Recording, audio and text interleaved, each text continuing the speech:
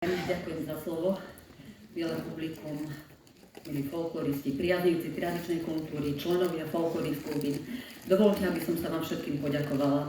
Dovoľte, aby som sa poďakovala predovšetkým za to, že ste prišli podporiť folklórne skupiny, ktoré nám predstavili plnohodnotné programové čísla.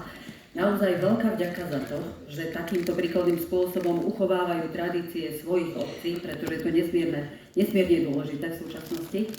A samozrejme dovoľte, aby som sa poďakovala z mojej pozície aj obci Polomka, pani starostke, že sme mohli vlastne prísť k vám do Polomky a využiť tieto výborné priestory pre realizáciu našej prehliadky nositelia tradícií. A dovoľte, aby som aj z tejto pozície poďakovala všetkým folklórnym skupinám, vedúcim folklórnych skupín, ktorí majú chuť, energiu a, ako som už povedala, prinášajú kvalitné umenie v pravom slova zmysle práve v oblasti spracovávania prejavov tradičnej ľudovej kultúry nášho regiónu, pretože náš región, môžem to povedať, región Horehronia, Severného Podpoľania, Pohronia.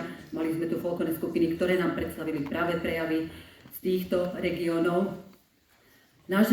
Tieto naše regióny sú naozaj z celosvetového hľadiska veľmi zaujímavé a prejavy tradičnej kultúry, či už tie hudobné, tanečné, spevné, obradové, ktoré máme možnosť vidieť, sú naozaj z pohľadu aj z celoslovenského, aj celosvetového výnimočné. A preto ešte raz veľmi pekne ďakujem a odovzdávam slovo Aničke.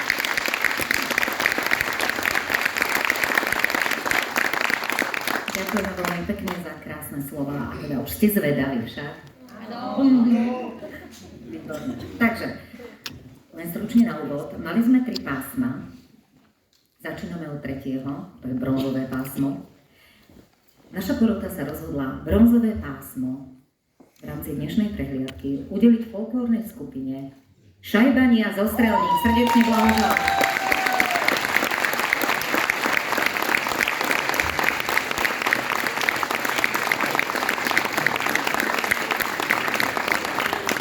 Nechcem našapkať, môžete sa aj vystiskať aj s ostatnými porotkami. Je to hamblivý človek, dobre. Áno. A ideme ďalej. Posúvame sa k pásmu striebornému. Strieborné pásmo v rámci regionálnej prehliadky nositelia tradícií získava folklórna skupina z Badína Javoria Liesky. Blahoželám.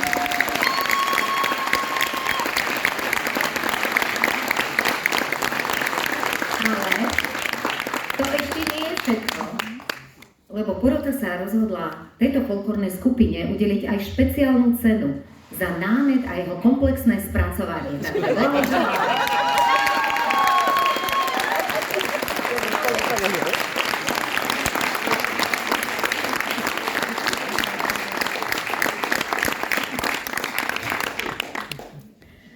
Strieborné pásmo má takú peknú farbu, takže porota sa rozhodla, že do tohto pásma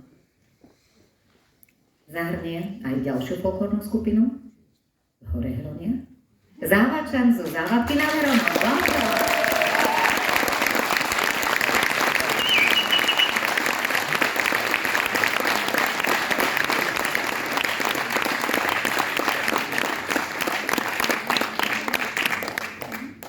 Neuveríte, ale strieborné pásmo sme vyčerpali, takže ideme do pásiem zlatých. Zlaté pásmo z dnešnej prehliadky. Nositelia tradícií, aby ste nezabudli, získa folklórna skupina z Čierneho Balogu Kýčera.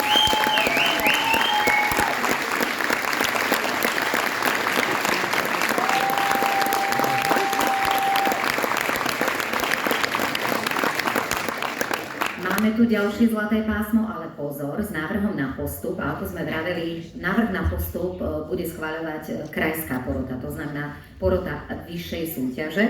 Takže či sa táto folklórna skupina objaví na krajskej prehliadke, rozhodne práve táto porota. Pripomeniem, že krajská prehliadka bude 20. septembra a zatiaľ otáznu účasť na nej bude mať folklórna skupina Čierťa z Nemeckej.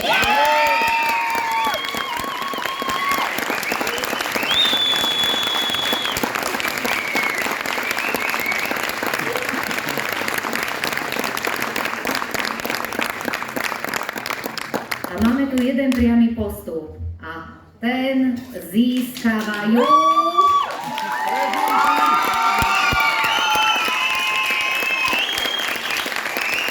Sice som nepočula, ale určite ste mysleli folklórnu skupinu Brezinky.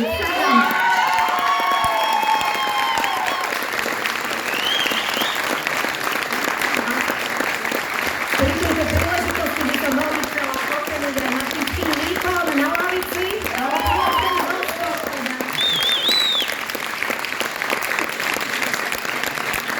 Srdečne blahoželáme. Samozrejme, budeme mať ešte spoločný fototermín. Milí priatelia, ja naozaj sa vám chcem zo srdca všetkým poďakovať za dnešné úžasné popoludnie.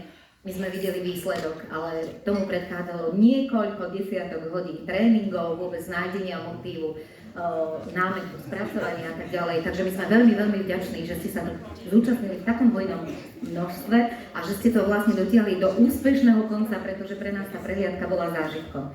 Chcem sa aj vám, milí priatelia, veľmi pekne poďakovať, lebo prajné publikum je to najviac, čo účinkujúci môže dostať. Takže ďakujeme krásne a vám ešte jeden veľký potlesk aj vám.